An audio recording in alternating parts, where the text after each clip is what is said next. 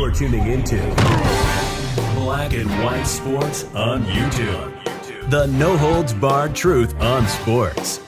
The main event starts now. I'm back. Rudrance for Black and White Sports 2. Well, we're going to talk about Lamar Jackson because there's starting to be some fire and some steam around him leaving the Baltimore Ravens. As we know, there's a lot of controversy around a supposed PCL injury that caused him to miss the Bengals, the playoff game against the Bengals the other night. Ravens lost. A lot of people think that game was very winnable. Had Lamar sort of played. Got criticized by Michael Vick. Got criticized by Sammy Watkins. John Harbaugh very strategically seemed to call out Lamar with the idea that, hey, not anybody's 100% this time of the year. You could go out there and play kind of thing. Now, he tried to do it in the most diplomatic coach way possible, but that's basically what he said. Now, I've seen a lot of fire around the fact that a lot of people believe that Lamar won't be back with the Ravens, okay? Will not be back with the Ravens, and now we have some betting odds of where he's going to end up and some fire around the New York Jets. That's right. Boomer and Gio out of New York, they've been talking about this. They led the show with this. They led the show with Lamar Jackson being the betting favorite and being the odds-on favorite to go to the New York Jets as their next quarterback. As we know, they've kind of moved on from Zach Wilson. He looks like a dumpster fire. They were also talking about other potential quarterbacks. I know Boomer is sized and believes it'll be somebody besides Lamar Jackson. A lot of people like the Falcons angle. They do. Yesterday on Good Morning Football, Jason McCourty came out and believes that this is a no-brainer for the Jets. Not just the knee this year, but ongoing. There's been practices missed, all of that, illness, different things. I'm in.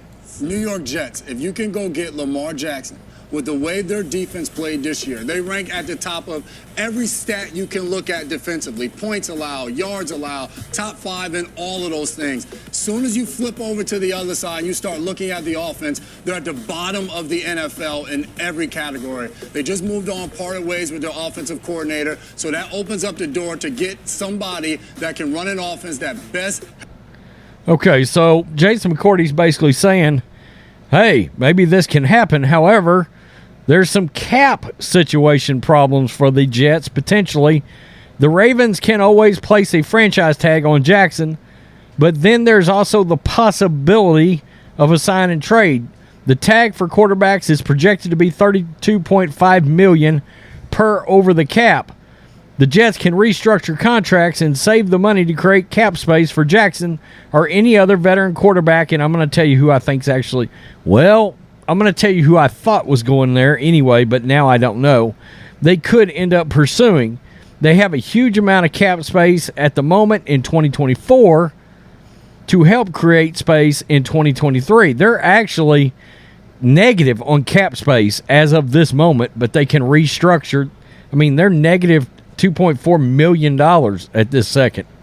So they would have to do a substantial amount, but maybe they could, what they're saying is they could shift it around, send some of that money creatively over into 2024. Now, this is the other thing that's got people wondering about Lamar to New York, because Woody Johnson came out and said he's willing to spend for a quarterback. The quarterback's the missing piece there. Owner Woody Johnson, this is ESPN, believes the New York Jets are a quarterback away from ending their 12-year playoff drought, and he's willing to spend big bucks for a proven veteran.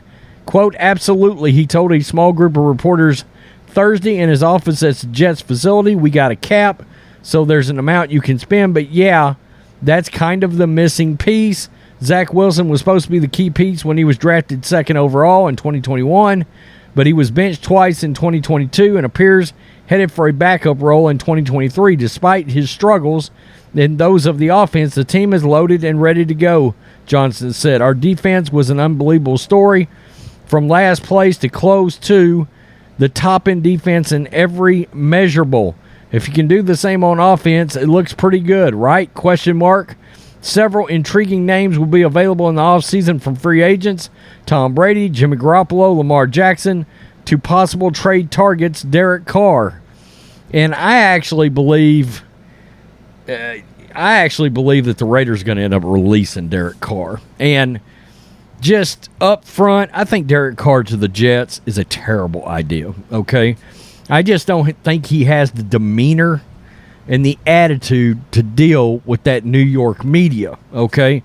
I think he would go out there, and the moment he had a 0 touchdown, 2 interception, 1 fumble game, the New York media would destroy Derek Carr, all right? And he's subject to have that game. I would have said, before they fired Michael LaFleur, I would have said the slam dunk there is Jimmy Garoppolo, okay? Because he can come in. He's proven to win games, okay? He's proven to win games. He's only 31. Frankly, very familiar with Robert Saleh. He was the D coordinator for the 49ers the whole time that Jimmy Garoppolo was there. I would have said that's a slam dunk, basically, right? Jimmy Garoppolo. But now I'm not so sure now that Lamar Jackson may be available. You've got a running game, win healthy in New York. Lamar Jackson, I don't know. I'm seeing a lot of fans are banging the drum for Lamar. It's kind of strange. As a football fan, I don't know that I would be thrilled with Lamar as my quarterback because I don't like the me thing. If he would have went out there and played for his team this last weekend and proven I've got my team's back, okay, I'm with my teammates, I'm team, then I always did like Lamar. But what's going on lately is taking a lot of shine off Lamar as far as I'm concerned. I do absolutely believe in being a team player. And, yeah, this time of the year, I think you play hurt. I just do. I think it's part of football, or maybe you shouldn't play football, right? Like John Harbaugh said, this time of the year, nobody's 100%. And it's became a war between different media members. RG3 sniping at Michael Vick. You got fan bases on Twitter. Commanders are involved in the Lamar thing. And, in fact, let me just go back to the betting odds real fast. Falcons, yeah, their Falcons are getting loud on there. They got the Raiders. I don't know what that's about. The Patriots, I saw several betting websites that actually have the Patriots as the favorite. Why the 49ers are plus 1,200, I don't know. They're on multiple sites. Brock Purdy is the future quarterback, going to be the quarterback, barring some massive meltdown against the Cowboys. Commanders, I've seen a lot from their fan base. Titans, Panthers. Panthers is kind of interesting. Panthers is real interesting, actually. And David Tepper's got some deep-ass pockets. I don't think anybody believes that Sam Darnold is the future of quarterback in the Carolina football area, right? So, tell me what you think. Lamar Jackson, is he the future for the New York Jets? I just don't know that I feel that. I just don't know that I feel it. Cap problems, maybe. I mean, it makes some sense there. In case you're wondering, he's wanting the Deshaun Watson contract. Fully guaranteed he's not going to get it. I don't think he gets it from anybody. The Jets might be the team to do it, though, actually. If they feel desperate enough, maybe. Cleveland was. Peace. I'm out. Till next time. Thanks for watching the show. Be sure to like, comment, and subscribe. Be sure to tune in next time on Black and White Sports.